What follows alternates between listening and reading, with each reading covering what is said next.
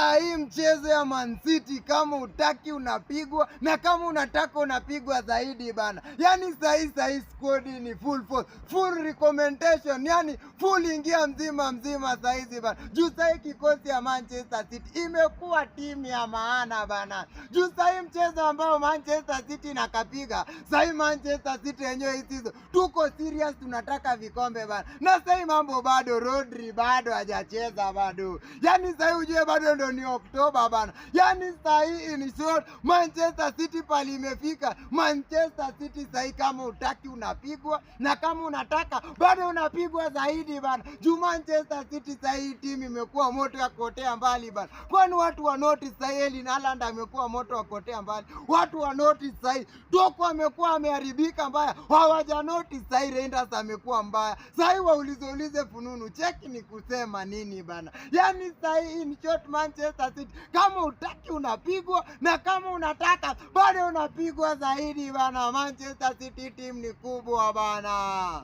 Wow.